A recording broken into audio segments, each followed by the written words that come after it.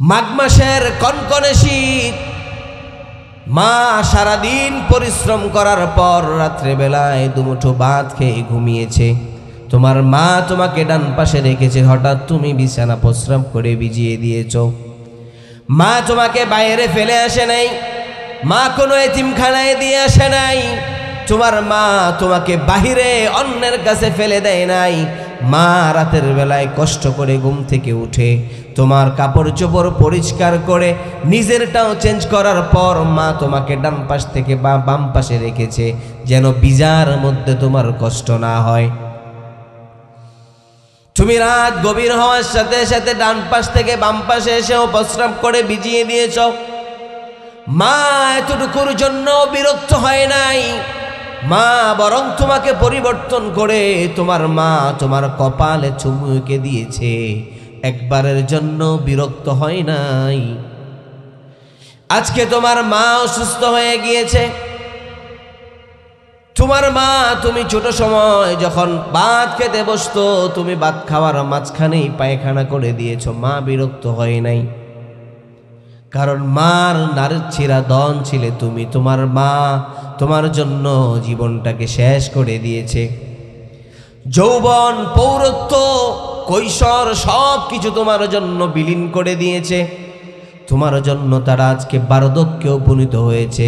কিন্তু আমাদের সমাজে এক শ্রেণীর লোক এমন আছে না নাই, আমার জন্য আমার মা সব কিছু শেষ করলো, আজকে ওই সন্তান মা বাবাকে বুড়া বুড়ি ডাকে, এমন আছে না নাই? মুসলমান ভাইরা রে আমার, আপনি আপনার মার জন্য বাবার জন্য কতটুকু করলেন? তারা আপনার জন্য গোটা জীবনটাকে শেষ করে দিল। নিজে কোনোদিন ভালো একটা জামা পরে নাই, ভালো কোনো খাবার খাই নাই। সন্তান দূরে থাকলে মা যদি খেতে বসে, তাহলে মা লোকমা দেওয়ার সাথে সাথে চোখ থেকে পানি বেয়ে পড়ে, হায় রে আহারে সন্তান, দূরে আছো, কি জানি খেয়েছো নাকি না খেয়ে রয়েছ। সন্তানের কথা মনে করে মার চোখ দিয়ে টল টল টল টল পানি ঝরতে থাকে। কিন্তু মুসলমান, প্রশ্ন তোমাদের কাছে, মার কথা মনে করে কয়বার কয় বেলা চোখের পানি ফেলেছ? এজন্য মুসলমান ভাইরা আমার, আল্লাহ রাব্বুল আলামিন বললেন, ফালা তাকুল লাহুমা উফ, তোমরা তাদের সাথে এমন আচরণ করো না যেন তোমরা উফ শব্দটাও ব্যবহার করতে পারে। ওয়ালা তানহারহুমা, তাদের সাথে ধমকির আচরণ করো না। ধমক দিয়ে পিতামাতার সাথে কথা বলা যাবে না। মুলায়ম ভাষায়, সফট ভাষায়, নরম ভাষায় কথা বলার নির্দেশ দিয়েছেন কে? জোরে বলেন কে? এরপর আল্লাহ বললেন, ওয়াকুল লাহুমা কওলান কারীমা,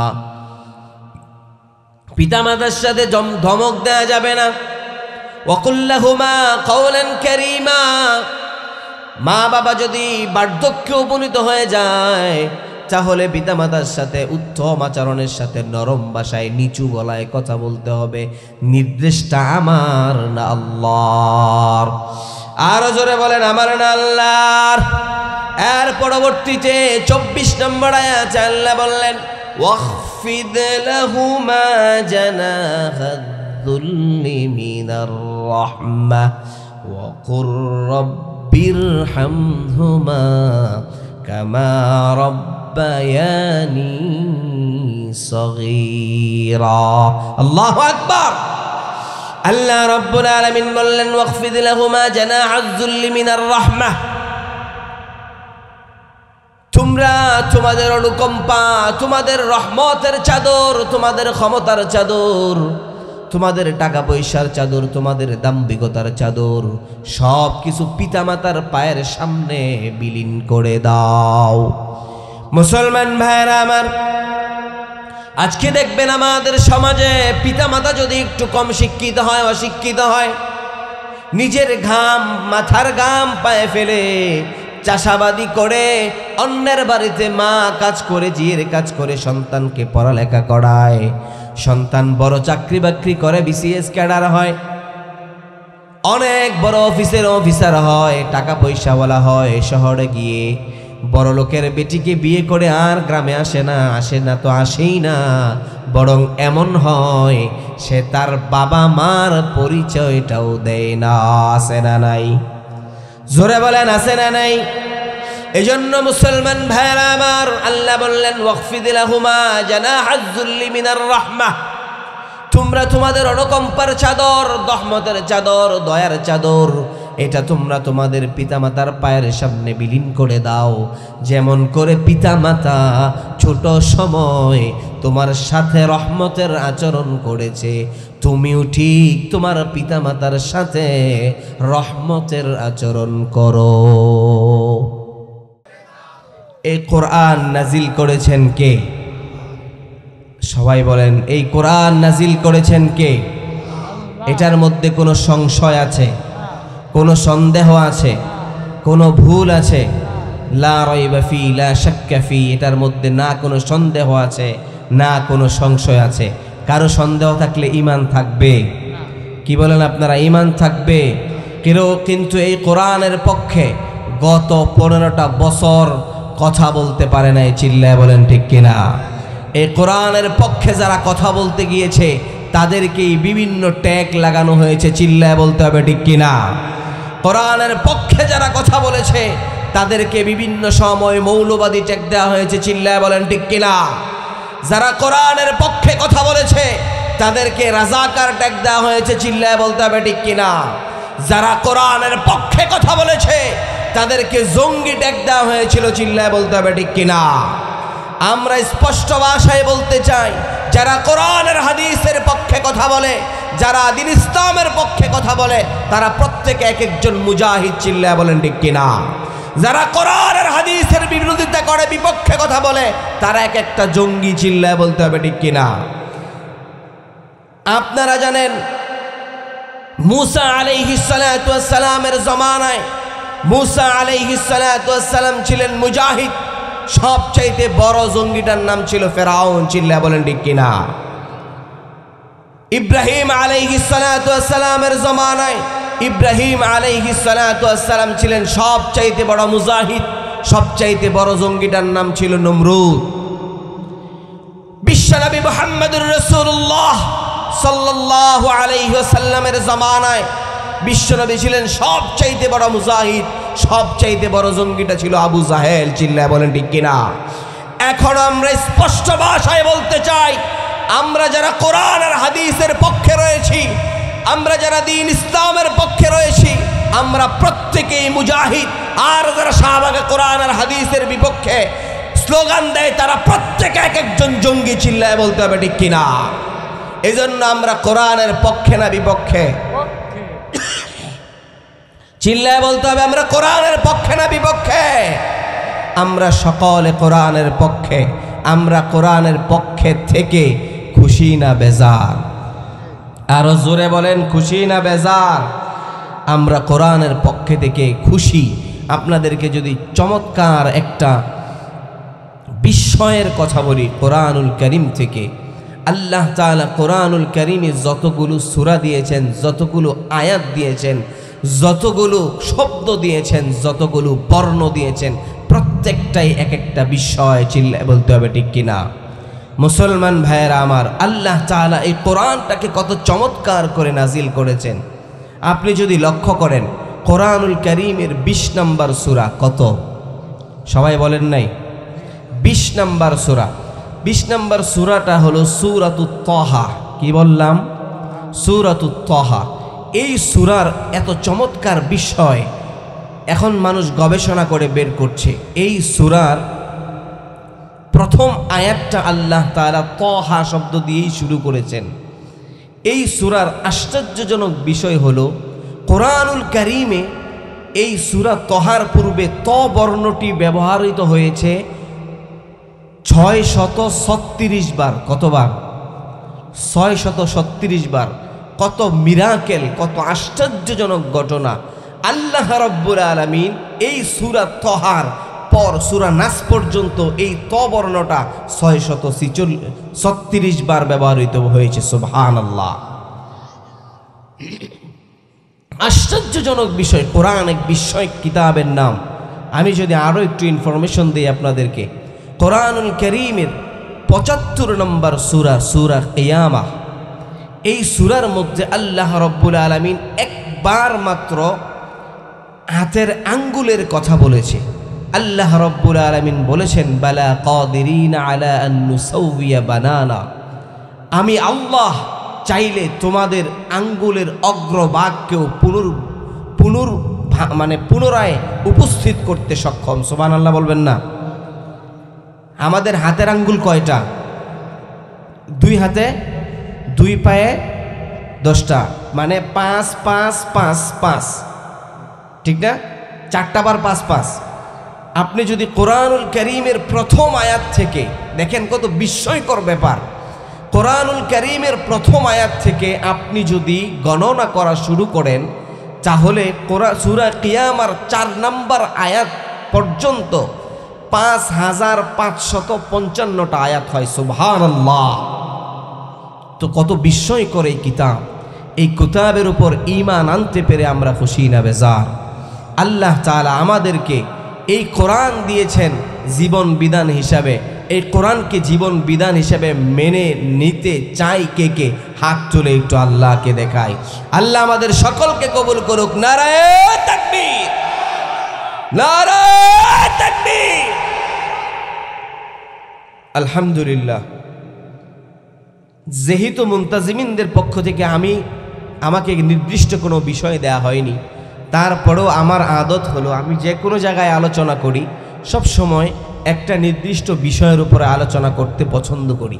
আপনাদের উপস্থিতি এবং আপনাদের রেসপন্স দেখে আমার আজকে মনে হলো এখানে আমি পিতামাতার হক সম্পর্কে কিছু আলোচনা করতে পারি। কি বলেন আপনারা? যেহেতু আমার পাশে মুরব্বী বসা, ওনাকে দেখে আমার মনে হলো আপনারা মুরব্বী বাবারা, বিশেষ করে অনেক যুবক এখানে উপস্থিত আছে।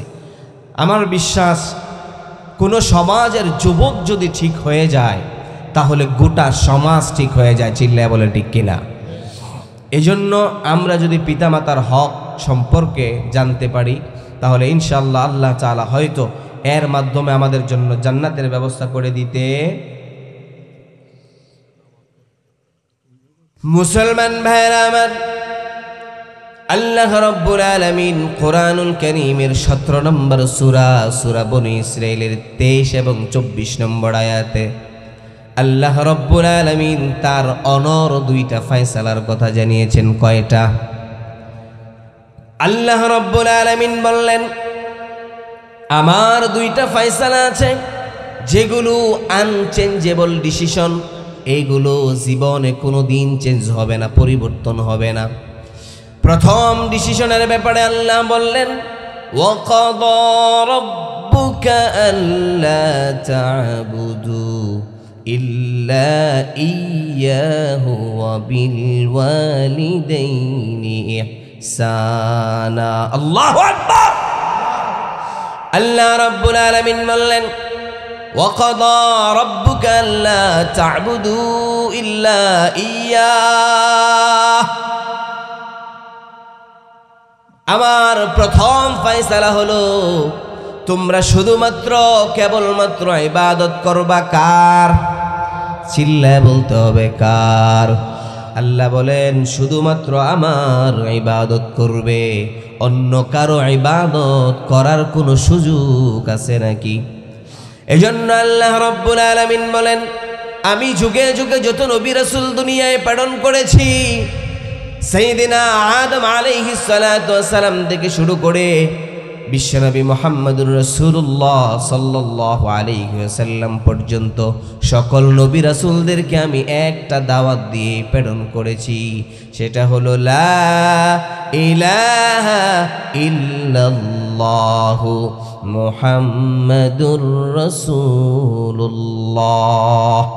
ইলাহ হিসাবে মেনে নিতে হবে একজনকে, তিনি কে? এজন্য ইবাদত হবে কেবলমাত্র শুধুমাত্র কার? ইবাদত হবে আল্লাহর। এই কথাটা আল্লাহ রাব্বুল আলামিন তার প্রথম ডিসিশনের মধ্যে জানিয়েছেন। এজন্য আমরা সব সময় আল্লাহ রাব্বুল আলামিনের কাছে নামাজে দাঁড়িয়ে সাহায্য প্রার্থনা করি। এজন্য আমরা নামাজে দাঁড়িয়ে বলি, ইহদিনাস ইহদিনাস সিরাতাল মুস্তাকিম। আল্লাহু আকবার। আল্লাহ রাব্বুল আলামিনের কাছে সাহায্য চাই, ইহদিনাস সিরাতাল মুস্তাকিম। হে আল্লাহ, আপনি আমাদেরকে সিরাতে মুস্তাকিমের পথে পরিচালিত করেন। আর সিরাতে মুস্তাকিমের পথ কোনটা? আল্লাহর কাছে সঠিক এবং সরল পথ কামনা করি। আল্লাহ রাব্বুল আলামিন বললেন, ওয়া আনি'বুদুনি হাযা সিরাতুম মুস্তাকিম। আল্লাহ রাব্বুল আলামিন বললেন সূরা ইয়াসিনের 36 নম্বর সূরা ইয়াসিনের মাধ্যমে আল্লাহ রাব্বুল আলামিন আমাদেরকে জানিয়ে দিলেন, ওয়া আনি'বুদুনি হাযা সিরাতুম মুস্তাকিম। তোমরা যারা একনিষ্ঠভাবে আমি আল্লাহ রাব্বুল আলামিনের সিজদা করো, একনিষ্ঠভাবে আমি আল্লাহ রাব্বুল আলামিনকে সিজদা করো, তোমরা যাদের সিজদাগুলো কেবলমাত্র মসজিদেই পড়ে, মসজিদ ছাড়া অন্য কোনো জায়গায় পড়ে না, অর্থাৎ মাজারে বা অন্য জায়গায় সিজদা দেয়, এমনও ডাকাত আমাদের সমাজে আছে না নাই? আরো জোরে বলতে হবে, আছে না নাই? তাহলে সিজদা পাওয়ার উপযুক্ত একজন তিনি কে? আরো জোরে বলেন, তিনি কে? এই জন্য আল্লাহ বলেন, তোমার সিজদাটা যদি একনিষ্ঠভাবে আমার জন্যই হয়, তোমার সিজদা যদি আমি আল্লাহ ব্যতীত অন্য কোথাও না হয়, তাহলে জেনে রেখো, ওয়া আনি'বুদুনি হাযা সিরাতুম মুস্তাকিম। তাহলেই কেবলমাত্র শুধুমাত্র তুমি সরল এবং সঠিক পথে রয়েছ। এজন্য ইবাদত হবে কার? আল্লাহ রাব্বুল আলামিন কুরআনুল কারীমের 51 নম্বর সূরা যারিয়াতের 56 নম্বর আয়াতে আল্লাহ চমৎকার ভাবে জানিয়ে দিলেন, ওয়া মা খালাকতুল জিন্না ওয়াল ইনসা ইল্লা লিয়া'বুদুন। আল্লাহু আকবার। আল্লাহ রাব্বুল আলামিন বললেন, ওয়া মা খালাকতুল জিন্না ওয়াল ইনসা ইল্লা লিয়া'বুদুন। আমি মানব জাতি এবং জিন জাতি, এই দুইটা জাতিকে সৃষ্টি করেছি একমাত্র শুধুমাত্র আমি আল্লাহর ইবাদতের জন্য। তাহলে বুঝে থাকলে বলুন, আমরা শুধুমাত্র কেবলমাত্র ইবাদত করব কার? আর জোরে বলতে হবে, কার? ইবাদত হবে আল্লাহর। এর সাথে সাথে আল্লাহ তাআলা প্রথম নম্বর ডিসিশন জানিয়ে শেষ করলেন। এরপর আল্লাহ রাব্বুল আলামিন দ্বিতীয় ডিসিশনের কথা বলছেন। আল্লাহ রাব্বুল আলামিন বললেন, ওয়া বিল ওয়ালিদাইনি ইহসানা। মুসলমান ভাইরা আমার, আল্লাহ রাব্বুল আলামিন দ্বিতীয় নম্বর ফয়সালার কথা আল্লাহ রাব্বুল আলামিন চমৎকার ভাবে জানিয়ে দিলেন। এজন্য আল্লাহ রাব্বুল আলামিন বললেন, ওয়া বিল ওয়ালিদাইনি ইহসানা। আমার দ্বিতীয় যে ফয়সালা হলো সেটা হলো পিতামাতার সাথে সৎ আচরণ করতে হবে। তোমরা তোমাদের ক্ষমতার চাদর, টাকা পয়সার চাদর, অহমিকার চাদর সব কিছু পিতামাতার পায়ের সামনে বিলীন করে দিতে হবে। কারণ তোমার পিতামাতা জন্ম না দিলে তুমি আজকে কিছুই হতে পারতে না। আল্লাহ রাব্বুল আলামিন কোরআনুল কারীমে জানিয়েছেন, হাল আতা আলাল ইনসার সাথে সৎ আচরণ করো। পিতামাতার সাথে সৎ আচরণ করার দরকার আছে না নাই? আরো জোরে বলেন, আছে না নাই? মুসলমান ভাইরা আমার, আল্লাহ রাব্বুল আলামিন দুইটা ফয়সালার কথা বলেছিলেন। কয়টা? একটা হলো ইবাদত হবে কার, আরেকটা হলো পিতা মাতার সাথে সৎ আচরণ করতে হবে। আমরা বললাম, আল্লাহ তোমার দুইটা ডিসিশনই মেনে নিলাম। প্রথমটা তোমার ইবাদত বন্দেগী করতে হবে বুঝলাম, কিন্তু পিতা মাতার সাথে সৎ আচরণ কেমন করে করব? আল্লাহ রাব্বুল আলামিন পিতা মাতার সাথে সৎ আচরণ কেমন করে করবেন এটা আল্লাহ রাব্বুল আলামিন নিজেই ব্যাখ্যা করলেন, ইম্মা ইয়াবলুগান্না ইনদাকাল কিবারা আহাদুহুমা আও কিলাহুমা ফালা তাকুল লাহুমা উফ। আল্লাহ রাব্বুল আলামিন বললেন, ইম্মা ইয়াবলুগান্না ইনদাকাল কিবার, তোমরা যদি তোমাদের জীবন দশায় পিতা মাতা কাউকে অথবা উভয়কে যদি পেয়ে যাও, ফালা তাকুল লাহুমা, তাহলে উভয়ের সাথে এমন কোনো আচরণ করো না, এমন কোনো কথা বলো না যেটার কারণে তোমার পিতা মাতা উফ শব্দটুকু করে। মুসলমান ভাইরা আমার, আল্লাহ রাব্বুল আলামিন উফ শব্দটা সরাসরি কোরআনুল কারীমে কোট করেছেন, কিন্তু আমার আপনার সমাজে এমন হর ঘটনা ঘটছে যেখানে সন্তান পিতামাতাকে নির্বাসিত করে দেয়, সন্তান পিতামাতাকে ঘর থেকে বের করে দেয়। আছে না নাই? চিল্লায় বলতে হবে, আছে না নাই?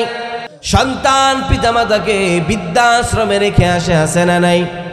সন্তান পিতামাতাকে খাবার দেয় না, সন্তান পিতামাতার সাথে অসৎ আচরণ করে, ধমকি দেয়, ঝিরকি দিয়ে ফেলে দেয়। এমন ঘটনা আমাদের সমাজে কম না বেশি? মুসলমান ভাইরা আমার, আল্লাহ রাব্বুল আলামিন বললেন, ফালা তাকুল লাহুমা উফ, তোমরা তোমাদের পিতামাতার সাথে, বা পিতামাতা যখন বার্ধক্যে উপনীত হয়ে যায়, পিতামাতা অনেক সময় একটা কথা বারবার বলে, পিতামাতার ব্যবহারে তোমরাও উফ শব্দটাও করো না, বিরক্ত হইও না। কারণ তুমি যখন ছোট ছিলে, তোমার হাত পা দিয়ে নিজে কোনো কিছু করার ক্ষমতা ছিল না, তখন তোমার সন্তান, তোমার পিতামাতা তোমাকে লালন পালন করেছে, করে নাই? পিতামাতা তোমাকে লালন পালন করেছে। মাঘ মাসের কনকনে শীত, মা সারাদিন পরিশ্রম করার পর রাত্রেবেলায় দুমুঠো ভাত খেয়ে ঘুমিয়েছে, তোমার মা তোমাকে ডান পাশে রেখেছে, হঠাৎ তুমি বিছানা প্রস্রাব করে ভিজিয়ে দিয়েছ। মা তোমাকে বাইরে ফেলে আসে নাই, মা কোনো এতিমখানায় দিয়ে আসে নাই, তোমার মা তোমাকে বাহিরে অন্যের কাছে ফেলে দেয় নাই। মা রাতের বেলায় কষ্ট করে ঘুম থেকে উঠে তোমার কাপড় চোপড় পরিষ্কার করে নিজেরটাও চেঞ্জ করার পর মা তোমাকে ডান পাশ থেকে বা বাম পাশে রেখেছে, যেন বিজার মধ্যে তোমার কষ্ট না হয়। তুমি রাত গভীর হওয়ার সাথে সাথে ডান পাশ থেকে বাম পাশে এসেও প্রস্রাব করে ভিজিয়ে দিয়েছ। মা এতটুকুর জন্য বিরক্ত হয় নাই, মা বরং তোমাকে পরিবর্তন করে তোমার মা তোমার কপালে চুমুকে দিয়েছে, একবারের জন্য বিরক্ত হয় নাই। আজকে তোমার মা অসুস্থ হয়ে গিয়েছে, তোমার মা, তুমি ছোট সময় যখন ভাত খেতে বসতো, তুমি ভাত খাওয়ার মাঝখানেই পায়খানা করে দিয়েছ, মা বিরক্ত হয় নাই। কারণ মার নারীর ছিঁড়া দন ছিলে তুমি, তোমার মা তোমার জন্য জীবনটাকে শেষ করে দিয়েছে। যৌবন, পৌরত্ব, কৈশোর সব কিছু তোমার জন্য বিলীন করে দিয়েছে, তোমার জন্য তারা আজকে বার্ধক্যে উপনীত হয়েছে। কিন্তু আমাদের সমাজে এক শ্রেণীর লোক এমন আছে না নাই, আমার জন্য আমার মা সব কিছু শেষ করলো, আজকে ওই সন্তান মা বাবাকে বুড়া বুড়ি ডাকে, এমন আছে না নাই? মুসলমান ভাইরা আমার, আপনি আপনার মার জন্য বাবার জন্য কতটুকু করলেন? তারা আপনার জন্য গোটা জীবনটাকে শেষ করে দিল, নিজে কোনোদিন ভালো একটা জামা পরে নাই, ভালো কোনো খাবার খায় নাই। সন্তান দূরে থাকলে মা যদি খেতে বসে, তাহলে মা লোকমা দেওয়ার সাথে সাথে চোখ থেকে পানি বেয়ে পড়ে, হায় রে আহারে সন্তান, দূরে আছো, কি জানি খেয়েছ নাকি না খেয়ে রয়েছ। সন্তানের কথা মনে করে মার চোখ দিয়ে টল টল টল টল পানি ঝরতে থাকে। কিন্তু মুসলমান, প্রশ্ন তোমাদের কাছে, মার কথা মনে করে কয়বার, কয় বেলা চোখের পানি ফেলেছ? এজন্য মুসলমান ভাইরা আমার, আল্লাহ রাব্বুল আলামিন বললেন, ফালা তাকুল লাহুমা উফ, তোমরা তাদের সাথে এমন আচরণ করো না যেন তোমরা উফ শব্দটাও ব্যবহার করতে পারে। ওয়ালা তানহারহুমা, তাদের সাথে ধমকির আচরণ করো না। ধমক দিয়ে পিতামাতার সাথে কথা বলা যাবে না। মুলায়ম ভাষায়, সফট ভাষায়, নরম ভাষায় কথা বলার নির্দেশ দিয়েছেন কে? জোরে বলেন কে?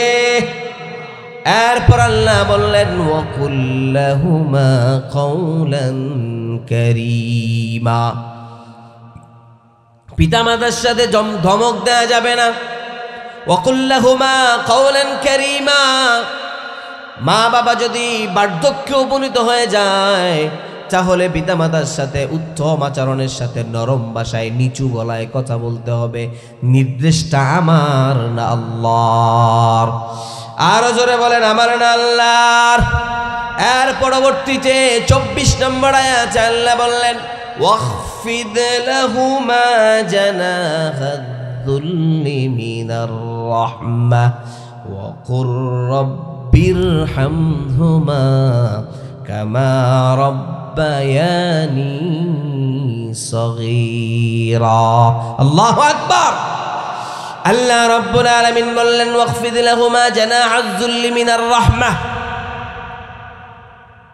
তোমরা তোমাদের অনুকম্পা, তোমাদের রহমতের চাদর, তোমাদের ক্ষমতার চাদর, তোমাদের টাকা পয়সার চাদর, তোমাদের দাম্ভিকতার চাদর সব কিছু পিতামাতার পায়ের সামনে বিলীন করে দাও।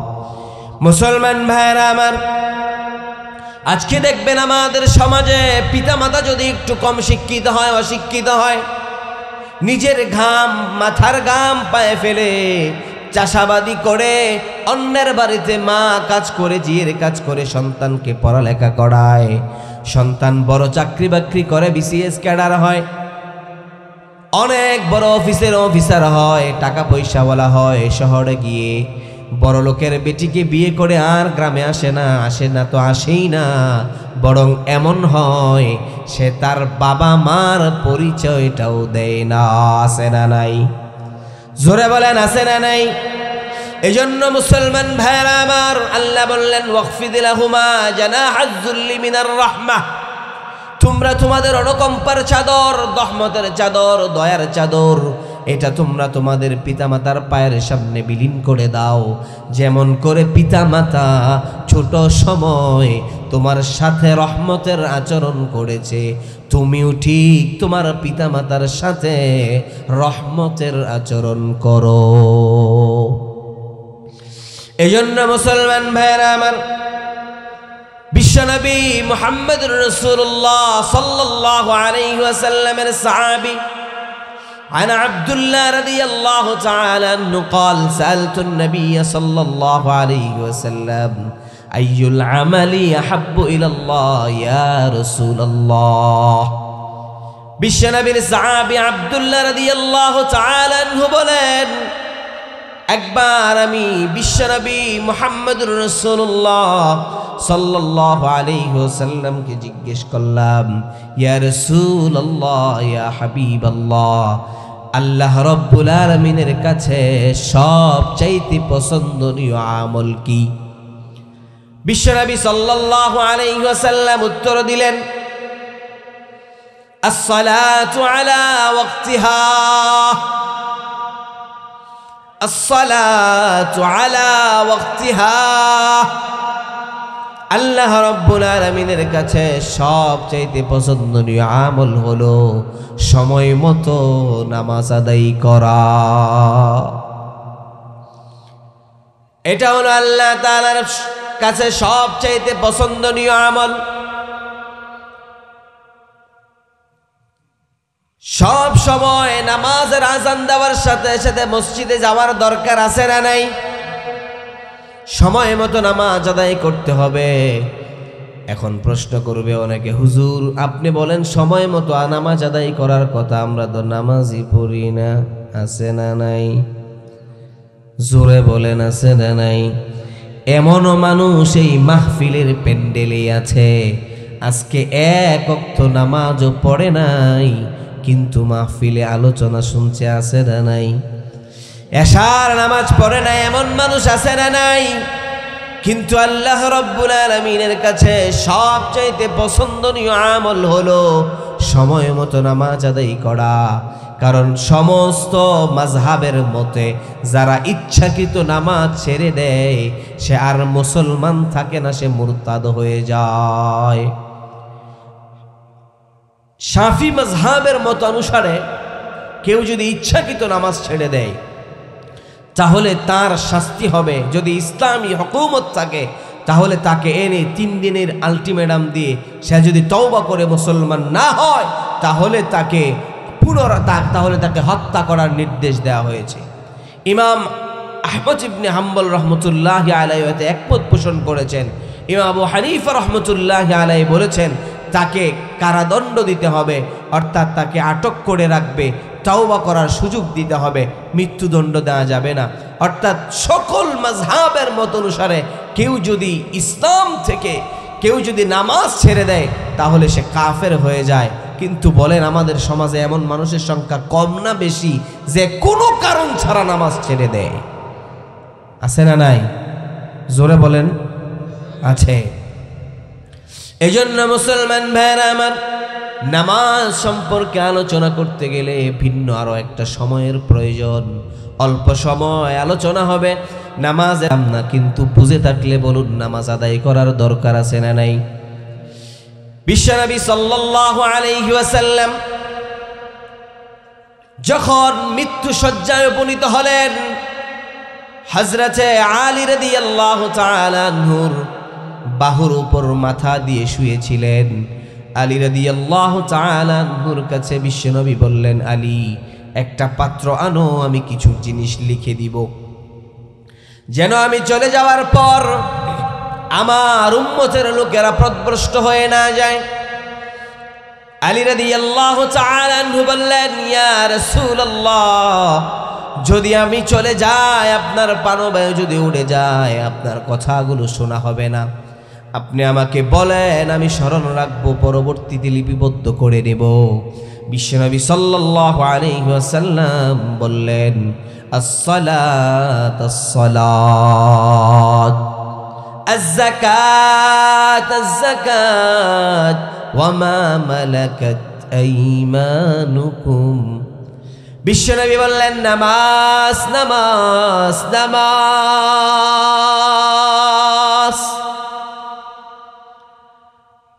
যাকাত আদায় করো, নামাজের প্রতি লক্ষ্য রেখো, তোমাদের অধীনস্থদের ব্যাপারে লক্ষ্য রেখো। অর্থাৎ এই হাদিস থেকেও বোঝা যায় নামাজের গুরুত্ব কম না বেশি। ইসলামী শরীয়তের 5টা স্তম্ভ রয়েছে। বুনিয়াল ইসলামু আলা খামসি শাহাদাতিন, আশহাদু আল্লা ইলাহা ইল্লাল্লাহ ওয়া আন্না মুহাম্মাদার রাসূলুল্লাহ, ইকামিস সালাহ ওয়া ইতাইজ যাকাত ওয়াল হজ্জ ওয়াস সাওমি রমাদান।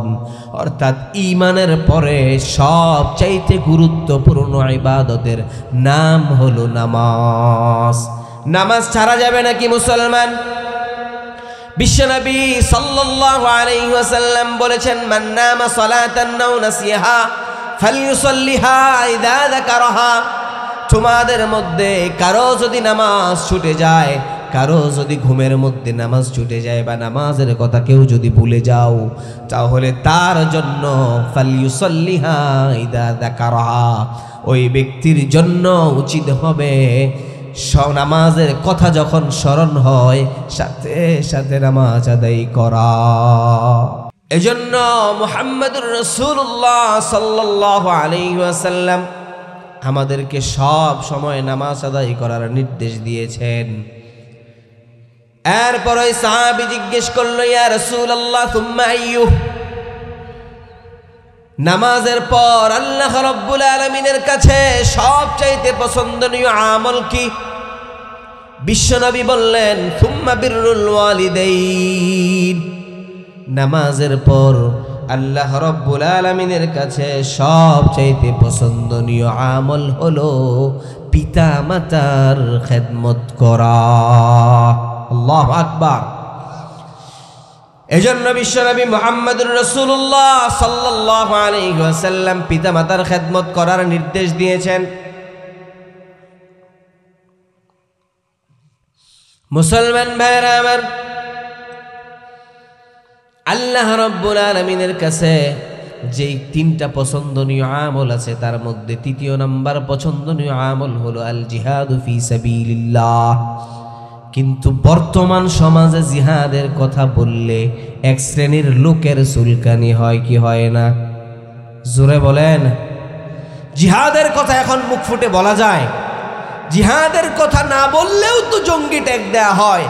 আর জিহাদ হলো ইসলামের এমন একটা ফরজ বিধান যেটা নামাজ রোজার সাথে সম্পৃক্ত, চিল্লায় বলেন ঠিক কিনা? এটা যেমন গুরুত্বপূর্ণ ফরজ বিধান, জিহাদ ফি সাবিলিল্লাহ এটাও আল্লাহ তাআলার এক ফরজ বিধান, চিল্লায় বলতে হবে ঠিক কিনা? এজন্য জিহাদের কথা বললে যারা জঙ্গি বলে বোঝা যাবে তার ইমানের মধ্যে প্রশ্ন থেকে যায়, চিল্লায় বলেন ঠিক কিনা? আমি যেহেতু একটা বিষয়ের উপর আলোচনা করবো, যেন নামাজের আলোচনাটাও বাদ দিলাম, জিহাদের আলোচনার দিকেও গেলাম না। কিন্তু গাজওয়ায়ে হিন্দ আমাদের অতি সন্নিকটে উলামায়ে কেরামের ভাষ্য থেকে বোঝা যায়, আমাদের যদি দ্বীন ইসলামকে সমাজে বাস্তবায়ন করতে হয়, গাজওয়ায়ে হিন্দের ডাক যদি আমাদের আলেম ওলামারা দিয়ে দেয়, কে কে বুঝে বুকের তাজা রক্ত দিয়ে ইসলামকে বিজয়ী করতে প্রস্তুত আছো মুসলমান? হাত তুলে আল্লাহকে দেখাও। আল্লাহ আমাদের সকলকে গাজওয়ায়ে হিন্দের জন্য কবুল করুক, বলি আমিন। এটা বিশ্ব নবীর বাণী, আর মুসলমানরা গাজওয়ায়ে হিন্দে বিজয় হবে, বলি সুবহানাল্লাহ। বিশ্ব নবীর প্রত্যেকটা কথা আজ বিজ্ঞান প্রমাণ করছে বাস্তবসম্মত, চিল্লায় বলেন ঠিক কিনা? এজন্য মুসলমান প্রস্তুত থাকতে হবে। আজকে বিধর্মীরা যেমন আমাদের সার্বভৌমত্ব নিয়ে টানাটানি করছে, হয়তো আর কিছুদিন গেলে তারা আমাদের ঈমান নিয়েও টানাটানি করবে, চিল্লায় বলেন ঠিক কিনা? এজন্য আমাদের দেশ যদি নিরাপদ থাকে তাহলে আমার ইসলামও নিরাপদ থাকবে, চিল্লায় বলেন ঠিক কিনা? এজন্য আমরা আমাদের সার্বভৌমের এক ফুটা এক ইঞ্চি মাটিও যেমন আমরা কাউকে দিব না। আমাদের ইসলাম এবং ঈমানের মধ্যে চুল পরিমাণ খতরা আসবে, মুসলমান কোনোদিন মেনে নিবে না, চিল্লায় বলেন ঠিক কিনা? এজন্য সব সময় সজাগ দৃষ্টি রাখার দরকার আছে না নাই? বিশ্বনবী মুহাম্মদুর রাসূলুল্লাহ সাল্লাল্লাহু আলাইহি ওয়াসাল্লামের কাছে একজন সাহাবী আসলো। যা রাজুলুন ইলা রাসূলুল্লাহি সাল্লাল্লাহু আলাইহি ওয়াসাল্লাম ইস্তাযিনুহুল জিহাদ। বিশ্বনবী সাল্লাল্লাহু আলাইহি ওয়াসাল্লামের কাছে একজন লোক এসে জিজ্ঞেস করলো, ইয়া রাসূলুল্লাহ, আমি জিহাদে যেতে চাই, আমাকে অনুমতি দেন। বিশ্বনবী সাল্লাল্লাহু আলাইহি ওয়াসাল্লাম জানতে চাইলেন, ঘরে কি পিতামাতা জীবিত আছে নাকি? বিশ্বনবী সাল্লাল্লাহু আলাইহি ওয়াসাল্লামকে সাহাবী বললেন, নাম ইয়া রাসূলুল্লাহ, আমার ঘরে আমার পিতামাতা জীবিত আছে। বিশ্বনবী সাল্লাল্লাহু আলাইহি ওয়াসাল্লাম বললেন, ফাফিহিমা ফাজাহিদ, তুমি তোমার পিতামাতার খেদমত করো, এটাই তোমার জন্য জিহাদের চাইতে বড়। সুবহানাল্লাহ বলবেন না?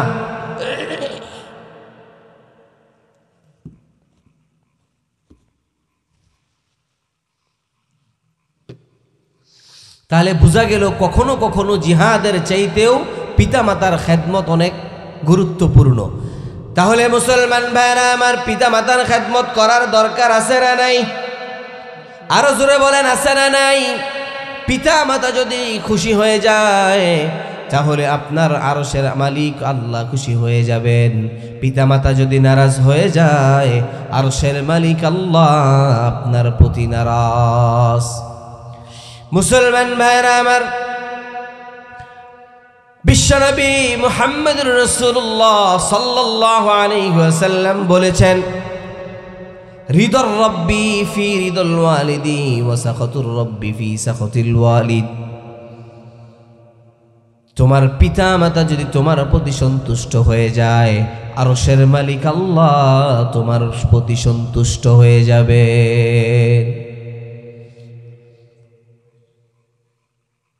তোমার পিতা মাতা যদি তোমার প্রতি অসন্তুষ্ট হয়ে যায় আরশের মালিক আল্লাহ তোমার প্রতি অসন্তুষ্ট হয়ে যাবেন। তাহলে বুঝে থাকলে বলুন, আরশের মালিক আল্লাহ যদি আমাদের প্রতি অসন্তুষ্ট হয়ে যায়, তাহলে আমাদের জন্য জান্নাতে যাওয়ার কোনো সুযোগ বাকি থাকবে নাকি? এজন্য আরশের মালিক আল্লাহকে রাজি খুশি করার দরকার আছে না নাই? আরো জোরে বলতে হবে, আছে না নাই? মুসলমান ভাইরা আমার, এজন্য বিশ্বনবী মুহাম্মদুর রাসূলুল্লাহ সাল্লাল্লাহু আলাইহি ওয়াসাল্লাম বলেছেন, তোমার জান্নাতের মধ্যে দুইটা দরজা আছে। একটা দরজার নাম হলো আল আব, মানে আব্বা, আর আরেকটা দরজার নাম হলো আল উম, মানে আম্মা। তাহলে বুঝে থাকলে বলুন, আমাদের ঘরেও এই দুইটা দরজা আছে না নাই? এজন্য বিশ্বনবী সাল্লাল্লাহু আলাইহি ওয়াসাল্লাম বললেন, সিদ্ধান্ত তোমার, ডিসিশন ইজ ইউরস, সিদ্ধান্ত তোমার। তুমি তোমার পিতামাতার খেদমত করে জান্নাতি হবে, না পিতামাতার সাথে অসৎ আচরণ করে জাহান্নামী হবে? সিদ্ধান্ত কার? সিদ্ধান্ত কার? আমার, আপনার? সিদ্ধান্ত কার? আমাদের। অর্থাৎ আমরা যদি আমাদের পিতামাতার সাথে সৎ আচরণ করি, পিতামাতাকে যদি সন্তুষ্ট করতে পারি, জান্নাতের ব্যবস্থা করে রেখেছেন যিনি, তিনি কে? আরো জোরে বলেন, তিনি কে? এজন্য মুসলমান ভাইরা আমার, পিতামাতা যদি কাফের মুশরিক হয়, নাস্তিক মুরতাদ হয়, তারপরেও পিতামাতার সাথে খারাপ আচরণ করা যাবে নাকি? পিতামাতা কাফের মুশরিক হলেও তাদের সাথে খারাপ আচরণ করা যাবে না। কারণ বিশ্বনবী মুহাম্মদুর রাসূলুল্লাহ সাল্লাল্লাহু আলাইহি ওয়াসাল্লামের শেলিকা ছিল আসমা বিনতে আবু বকর। বিশ্বনবীর কাছে এসে জিজ্ঞেস করলেন, ইয়া রাসূলুল্লাহ, আনা মুসলিমা ওয়া উম্মি মুশরিকা, আমি হলাম মুসলমান আর আমার মা হলো কাফের মুশরিক। এখন তার সাথেও কি ভালো আচরণ করতে হবে নাকি তার সাথে খারাপ আচরণ করব? বিশ্বনবী সাল্লাল্লাহু আলাইহি ওয়াসাল্লাম বললেন, খবরদার সিলিহা, তোমার মা যদি কাফের হয় তার সাথে উত্তম আচরণ করো। সুবহানাল্লাহ।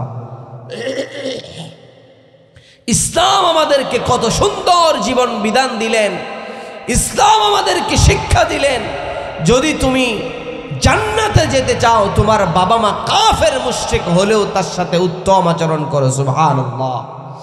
আরো জোরে বলেন সুবহানাল্লাহ। মুসলমান ভাইরা আমার, মুসলিম জাতির পিতা ইব্রাহিম আলাইহিস সালাতু ওয়াস সালাম, যার পিতা ছিল একজন পৌত্তলিক কাফের মূর্তি পূজারী, যার নাম ছিল আজার। কিন্তু ইব্রাহিম আলাইহিস সালাতু ওয়াস সালাম তার পিতার সাথে খারাপ আচরণ করেছে নাকি?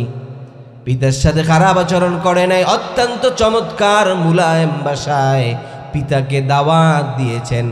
আল্লাহ রাব্বুল আলামিন কোরআনুল কারীমে কোট করেছেন 19 নম্বর সূরা, সূরা মারইয়ামের 42 নম্বর আয়াতে আল্লাহ জানিয়ে দিলেন, ইয়া আবাতি লিমা তা'বুদু মা লা ইয়াসমাউ ওয়া লা ইউবসিরু ওয়া লা ইউগনি আনকা শাইআ। আল্লাহু আকবার। আল্লাহ রাব্বুল আলামিন জানিয়ে দিলেন, ইব্রাহিম আলাইহিস সালাতু ওয়াস সালাম তার পিতাকে কত চমৎকার ভাবে দাওয়াত দিতেন, হে বাবা, হে আমার পিতা, আপনি কেন মূর্তির পূজা করেন? এই মূর্তিগুলো তো কিছুই করতে পারে না। 10টা হাত বের করে রেখেছে, জিহ্বা বের করে রেখেছে, সামনে বিভিন্ন প্রকারের সুস্বাদু খাবার রেখে দেওয়া হয়, কিন্তু একটা খাবার খাওয়ার ক্ষমতা মূর্তিগুলোর আছে নাকি? আরো জোরে বলতে হবে, মূর্তিগুলোর আছে নাকি? একটা খাবারও মূর্তিগুলো খেতে পারে না। ওই মূর্তিগুলো 10টা হাত থাকার পরেও তার শরীরে যদি একটা মাছি বসে, ওই মাছি তাড়াবার ক্ষমতা ওই মূর্তিগুলোর আছে নাকি? এজন্য ইব্রাহিম আলাইহিস সালাতু ওয়াস সালাম চমৎকার ভাবে বললেন, হে আমার পিতা, আপনি এই মূর্তিগুলোর পূজা কেন করেন? এগুলো তো কোনো কিছু করার ক্ষমতা নাই। আপনি আমার রবের দাওয়াত মেনে নেন, আপনাকে আল্লাহ জান্নাতের ফয়সালা করবেন। এই আয়াত থেকে আমাদের জন্য শিক্ষা হলো, পিতামাতা যদি কাফের হয় তারপরেও তাকে উত্তম আচরণের সাথে, উত্তম ভাষার সাথে তাকে দাওয়াত দিতে হবে, তার সাথে খারাপ আচরণ করা যাবে না। এজন্য আল্লাহ রাব্বুল আলামিন আমাদেরকে কোরআনুল কারীমের মাধ্যমে জানিয়েছেন, ওয়াকাদা রাব্বুকা আল্লা তা'বুদু ইল্লা ইয়্যাহু ওয়া বিল ওয়ালিদাইনি ইহসানা। আল্লাহু আকবার। আল্লাহ রাব্বুল আলামিন পিতামাতার সাথে সৎ আচরণের নির্দেশ দিয়েছেন। মুসলমান ভাইরা আমার, পিতামাতা আমাদের জন্য এমন, পিতামাতার সন্তানের উদাহরণ হলো ছুরি আর তরমুজের মতো। কারণ আপনি ছুরি যদি নিচে রেখে ওপর থেকে তরমুজ ছেড়ে দেন, তরমুজটাই দ্বিখণ্ডিত হবে। আবার তরমুজ নিচে রেখে যদি উপর থেকে ছুরি ছেড়ে দেন, তারপরেও তরমুজ দ্বিখণ্ডিত হবে। ছুরির কোনো ক্ষতি হবে নাকি? ছুরির কোনো ক্ষতি হবে না।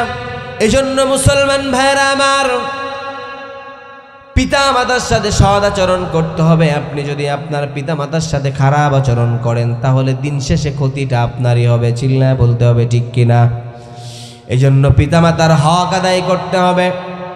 পিতামাতা আমাদের জন্য দোয়া করলে যেমন কবুল হয়, বদদোয়া করলেও কবুল আছে না নাই?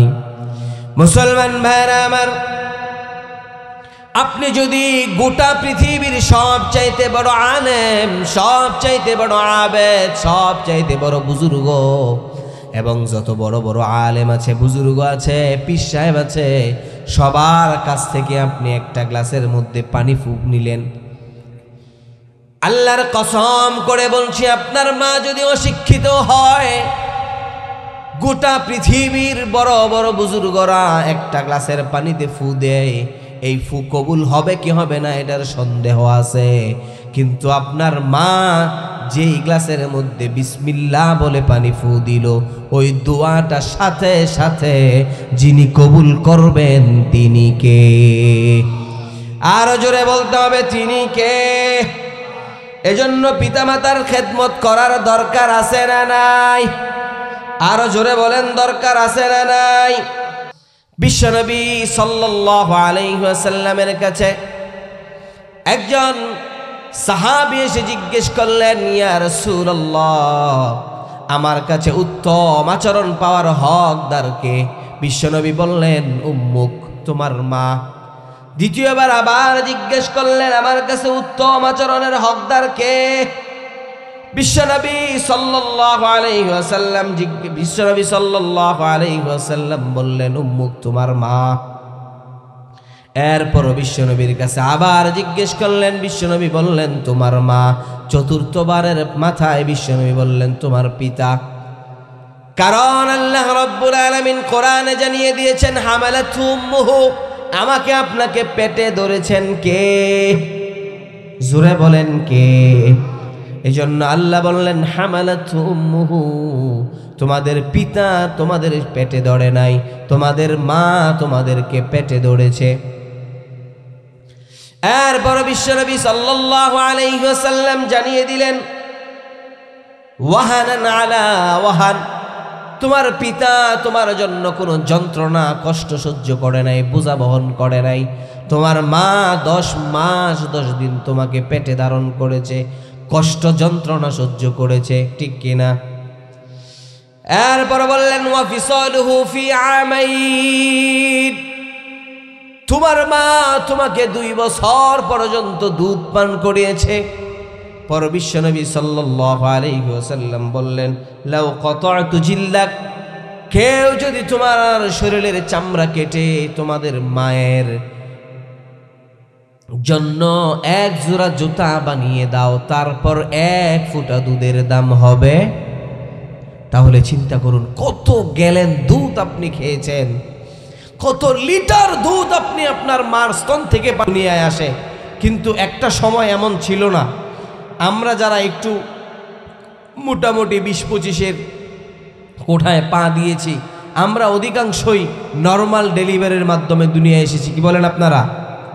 অতএব এই নর্মাল ডেলিভারির মাধ্যমে দুনিয়ায় আসতে আমার মার, আপনার মার কি পরিমাণ কষ্ট হয়েছে শুনবেন। মেডিকেল সায়েন্স বলে একটা মানুষ সর্বোচ্চ 45 ইউনিট ব্যথা সহ্য করতে পারে। আর এই 45 ইউনিট ব্যথা আপনাকে যদি সহজ করে বুঝাই, তাহলে একটা মানুষের কোনো একটা অ্যাক্সিডেন্টে যদি তার শরীরের 20টা হাড় একত্রে ভেঙে যায়, যেই পরিমাণ কষ্ট হবে, 47 ইউনিট ব্যথা এই পরিমাণ কষ্টের। এখন মেডিকেল সায়েন্স বলে আমার আপনার মা আমাদেরকে জমিনে ভূমিষ্ঠ করতে গিয়ে 57 ইউনিট ব্যথা সহ্য করেছেন। আল্লাহু আকবার। অর্থাৎ 30 বারেরও 30টা হাড়েরও অধিক হাড় ভেঙে গেলে যেই পরিমাণ ব্যথা একটা সুস্থ মানুষের হবে, আমার আপনার মা আমাদেরকে দুনিয়ার আলো বাতাস দেখাতে এই পরিমাণ কষ্ট করেছে, বলি সুবহানাল্লাহ। তাহলে বুঝে থাকলে বলুন তো, এমন পিতামাতার সাথে অসৎ আচরণ করার কোনো সুযোগ আমাদের আছে? আরো জোরে বলেন, আছে?